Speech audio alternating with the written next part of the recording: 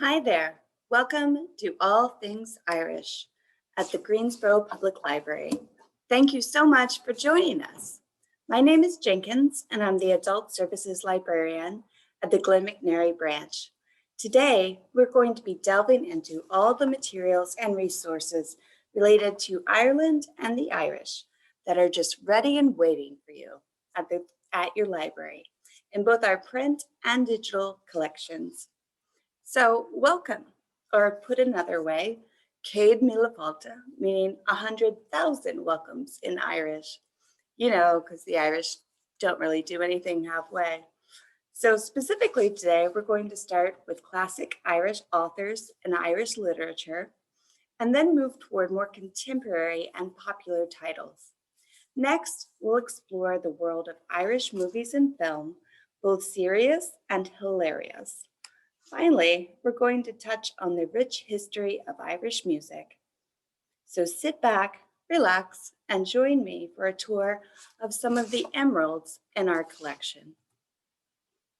So in terms of Irish literature, there are three primary behemoth authors: Joyce, Yates, and Wilde. Of course, there are many, many, many other extremely talented Irish writers. But those are the three that many folks think about when they think about Irish writers. James Joyce, of course, is the celebrated author of several incredible books and one poetry collection that's honestly just kind of so-so, and maybe best known for Ulysses, which follows the protagonist Leopold Bloom through the streets of Dublin one fateful day in June. For slightly lighter Joycean fare, pick up Dubliners. This collection of 15 short stories also follows the intertwining characters and themes of Dublin residents and is incredible in its own right. Oscar Wilde is the brilliant, wonderfully witty playwright who penned such works as The Importance of Being Earnest, The Picture of Dorian Gray, An Ideal Husband, and Lady Windermere's Fan. The Oscar Wilde collection features here is actually a DVD compilation of films of these works originally produced by the BBC. Enjoy an evening with the writer who once quipped, "Life is too important to be taken seriously." Finally, we come to the amazingly prolific Irish poet, dramatist, and prose writer, William Butler Yeats. Yeats was a tremendous pillar in the world of 20th century literature, or at least the world of white male 20th century literature. Yeats helped found the Abbey Theatre, and in his later years served 2 terms as a senator of the Irish Free State. He was a driving force behind the Irish literary revival and a stalwart defender of Irish rights in the fight for independence.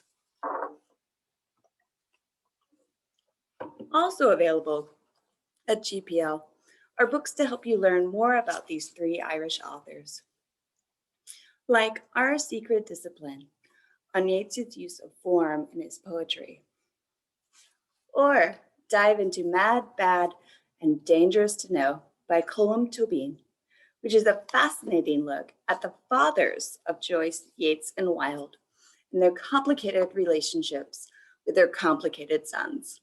Also, a little bit more on Colin a bit later. We also have the most dangerous book in our collection, which covers the ardent fight Joyce took on first to write Ulysses and then to find a publisher.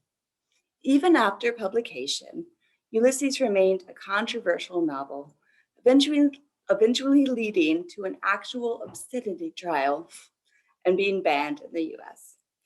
Of course, like I mentioned, these 3 writers in no way corner the market on Irish literature, especially moving forward to more contemporary literary fiction. Ireland continues to produce brilliant, fascinating, quirky, and moving novels from all kinds of Irish writers. Here's a few suggestions on how you can find your new Irish classic. If you don't know Roddy Doyle, make him your next best friend. His Writing masterfully walks the line between sardonic and compassionate, bittersweet and tender, yet is almost always hilarious. He's incredibly prolific, with 11 novels for adults, 8 books for children, 7 plays and screenplays, and dozens of short stories. Several of his books have been made into films, beginning with The Commitments in 1991. Doyle demonstrates a brash originality and a humor that are both uniquely Irish and shrewdly universal. Normal People by Sally Rooney is, of course, now a highly regarded series on Hulu. Both the book and the series follow Marianne and Connell from different backgrounds but the same small town in Ireland as they weave in and out of each other's romantic lives and start to grow up. In addition to crafting a love story that's super easy to get swept up in, Normal People also explores class and privilege, the insidious impact of abuse, and how what seemed like silly teenage interactions can shape one's sense of identity well into adulthood. You may know Amor McBride from her acclaimed 2013 novel, A Girl is a Half-Formed Thing. In The Lesser Bohemians, as in Girl, McBride is stylistically resourceful and distinctive, capturing a snapshot of thought at the moment before grammar constrains it. What the author has referred to as a stream of pre-consciousness. For a second time, McBride has channeled the mental interior life of a narrator with an intensity, a lack of mediation that few authors can achieve. Yet McBride always seems to make this stunning achievement seem effortless. Milkman by Anna Burns may not be as familiar a title, but it was the 2018 Man Booker Prize winner. No one in Milkman has a name. The setting isn't named either, although it appears to be 1970s Belfast, the city where Anna Burns grew up. This novel is essentially about borders, the borders we try to maintain between ourselves and others, borders between different families, between cities, between countries, belief systems, and even with time itself. Milkman is a story of how the very action of inaction can have enormous repercussions in a time when the wrong flag, the wrong religion, or even the wrong gesture can be dangerous. Told with ferocious energy and sly, wicked humor, Milkman establishes Anna Burns as one of the most consequential voices of today. The Glorious Heresies is a searing debut novel of a life on the fringes of Ireland society after the Celtic Tiger collapsed in an ungainly heap. Biting and darkly funny, The Glorious Heresies presents an unforgettable vision of a city plagued by poverty and exploitation, where salvation still awaits in the most unexpected places, and was named one of the New York Times Book Review's 10 best crime novels. Being Various, New Irish Short Stories, is an anthology which aims to showcase the best and brightest of what editor Lucy Caldwell rightfully calls the golden age of Irish writing. Being Various has everything from crime fiction to young adult to magical realism to new modernism. But what is most interesting about the anthology is that it offers an impressive array of stories by writers for whom questions of identity and belonging, what Irishness or Irish writing might mean, are complexly open. While Being Various includes familiar names, like Amor McBride and Sally Rooney, for example, it also celebrates newer voices, like Mulatu Uchi Okore, an Irish author who happened to be born in Nigeria, and Yeji, an incredibly talented Chinese writer who moved to County Mayo in 2015. Of course, no Irish collection would be complete without including Maeve Binchy, the godmother of the contemporary Irish novel. She's incredibly prolific and incredibly loved. So if you've never picked up Circle of Friends or A Week in Winter, make that the next thing you do. If you loved Firefly Lane, you'll love Maeve Binchy. Tana French is an incredibly popular writer of spine-tingling thrillers and whodunits. Her newest novel, The Searcher, was named one of the best books of 2020 by the New York Times, and she's been called one of the greatest crime novelists writing today. If you enjoy Gillian Flynn, Paula Hawkins, or Karen Slaughter, then Tana French is for you. Patrick Taylor first charmed readers with An Irish Country Doctor, a warm and enchanting novel in the tradition of James Herriot and Jan Curran. The Irish Country series are set in the colorful Northern Ireland community of Ballybucklebeau, where there's always something brewing beneath the village's deceptively sleeping surface. Rounding out our list of Irish authors, let's turn back to Colin Tobin. You may be familiar with Tobin from the adaptation of his New York Times bestselling novel, Brooklyn, which was made into an acclaimed film starring Saoirse Ronan and Jim Broadbent, and was nominated for 4 Academy Awards, including Best Picture.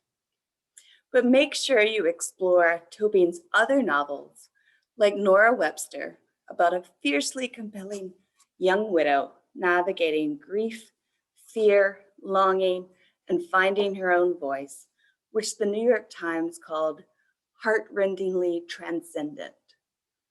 Readers of Anne Enright will want to dive right into the luminous world Tobin creates. Another name you might know is Emma Donahue. Like Tobin, her international bestseller Room was a New York Times Best Book of 2010 and was a finalist for loads of prizes, including the Man Booker, Commonwealth, and Orange Prizes. Her screen adaptation of Room was also nominated for 4 Academy Awards. But her novels range from the historical to the contemporary and find light in the darkness with new classics of hope and survival against all odds. If you enjoy Sarah Waters or Anita Diamant, treat yourself to the novels of Emma Donahue. You won't regret it. 2 Irish writers you may not know are Kevin Barry and Colin Mccann. Kevin Barry writes stories of rural Ireland in the classic mode, full of love, melancholy, and magic, bedecked in some of the most gorgeous prose being written today. Barry's amazingly gifted at scene setting. He evokes both the landscape of Western Ireland and the landscape of the human heart beautifully. In acclaimed novels like Let the Great World Spin and Transatlantic, National Book Award-winning author Colin Mccann transfixed readers with his precision, tenderness, and authority.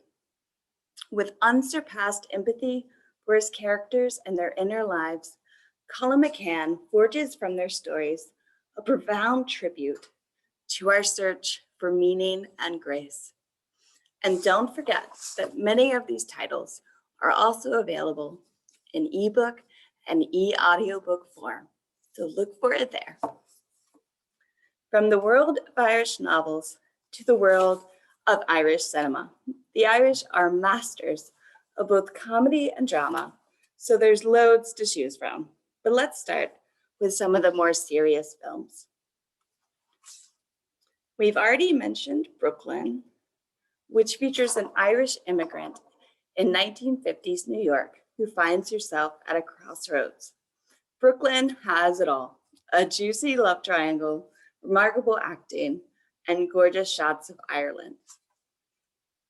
Several of these more serious films take an unflinching look and the violence and unrest that plagued Ireland throughout the 20th century.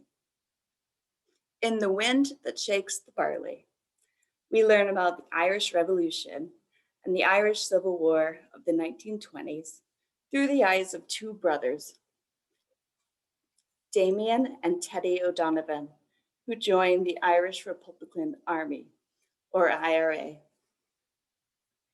In the Name of the Father is a 1993 drama based on the true story of the Guildford Four, who were wrongfully convicted of an IRA bombing that took the lives of off-duty British soldiers and a civilian.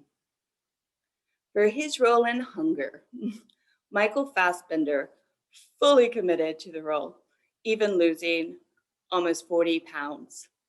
He plays Bobby Sands, an IRA member who led a hunger strike in 1981 while imprisoned. Directed by Steve McQueen, Hunger is a transfixing depiction of one man's sacrifice in order to be heard. While the world of The Quiet Man is more than a little problematic for modern audiences for its depictions of relationships between men and women, let's say, it remains a classic 1950s John Ford movie. Filmed in County Mayo, John Wayne trades in cowboy hats for the rolling fields of Ireland, portraying a retired boxer who returns to his ancestral home and falls for a local, played dazzlingly by Maureen O'Hara. The movie is known for its depiction of an idealized village in 1920s Ireland, despite the fact that, as The Wind and the Barley shows us, the 1920s in Ireland were anything but serene. Despite this idealized version, John Wayne charms, Maureen O'Hara is a beautiful Irish spitfire, and the movie is so beloved that it features in the background of the 1980s movie E.T. Steven Spielberg credits John Ford as a filmmaking influence and includes a small tip of the hat Easter egg for the sharp-eyed viewer. And now on to the sunnier side of the street in Irish literature.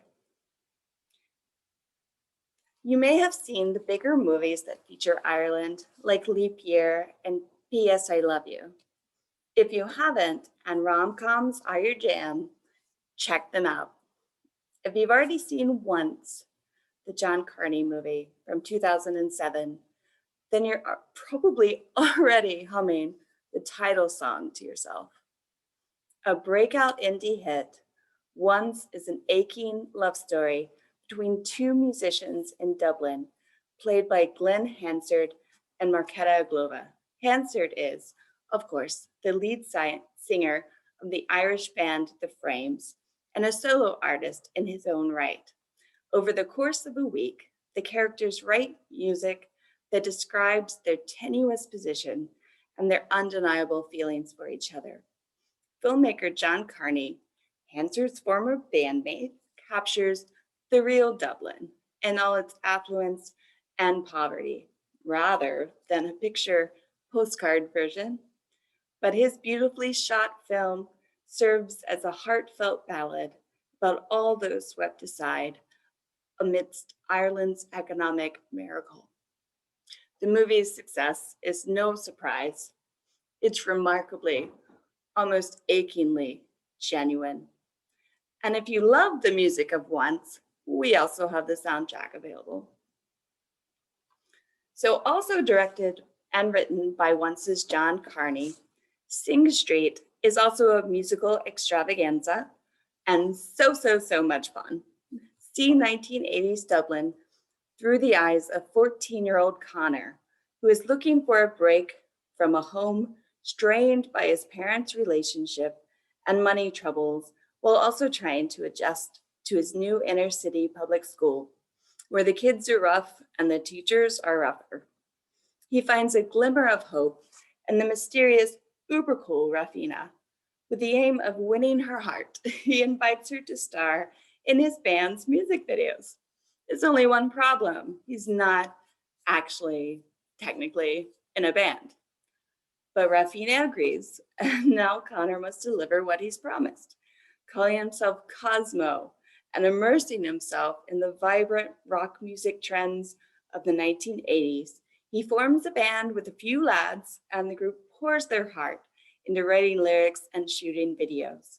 Inspired by Carney's life and love for music, Sing Street shows us a world where music still has the power to take us away from the turmoil of everyday life and transform us into something greater. And the result is awesome. Another one you may not know is The Guard. Brendan Gleeson and John Cheadle co-star in this buddy cop movie, which in 2011 became the highest grossing independent Irish film in history, which is a record it still holds. Gleeson is an unorthodox Irish policeman with a confrontational personality in Western Ireland. Cheadle is an American uptight FBI agent sent to investigate an international drug smuggling ring. And as they say, hilarity ensues. And finally, a date for Mad Mary. When Mary returns to her small Irish hometown after a short spell in prison for something she'd rather forget, everything and everyone seems different. Her best friend Charlene is about to get married, and Mary is the maid of honor. But when Charlene refuses Mary a +1 on the grounds that she can't find a date, Mary becomes determined to prove her wrong.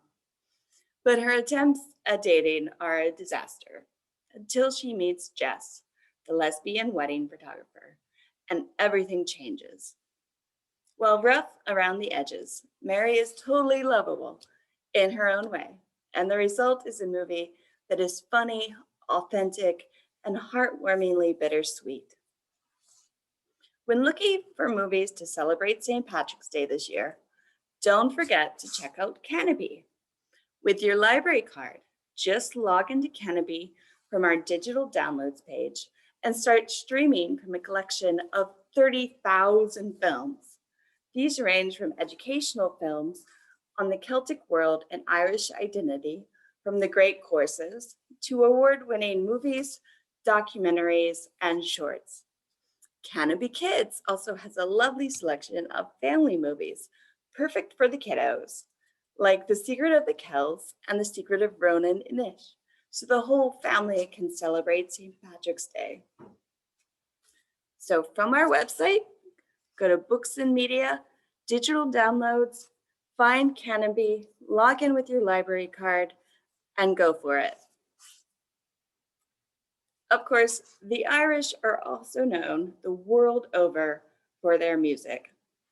When folks think about Irish music, they typically think of traditional music or trad.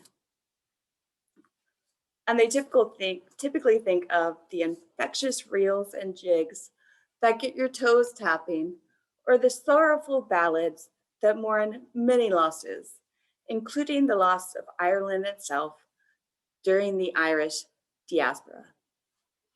We have lots of materials and resources that feature Irish trad, classic Irish songs and instrumentals full of the bodhran, fiddle, and pipes, and even including more contemporary groups and collaborations like Celtic Woman and the Chieftains.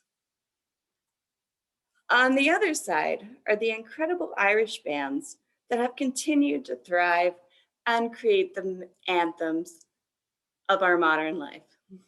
Still Singing Galway Bay, for example, is a lyric from the Pogues' Fairy Tale of New York, and my favorite holiday song, although it has come under long overdue scrutiny of late.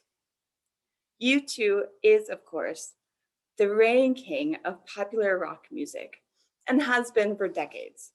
But there are also many other Irish bands who produce incredible music and who you may not even realize are Irish, like Thin Lizzy or My Bloody Valentine.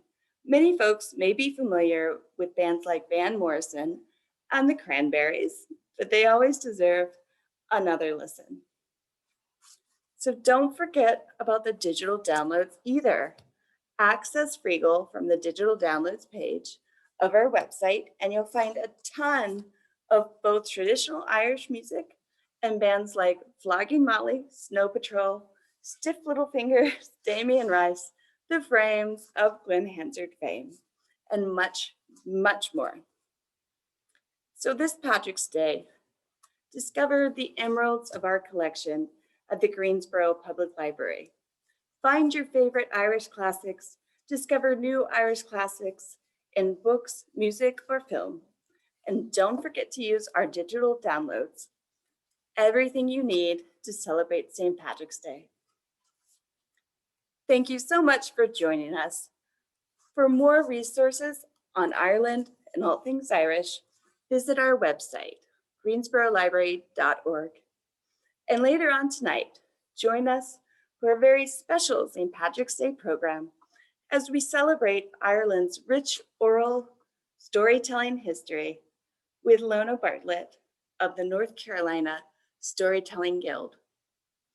And a very happy St. Patrick's Day to you and yours.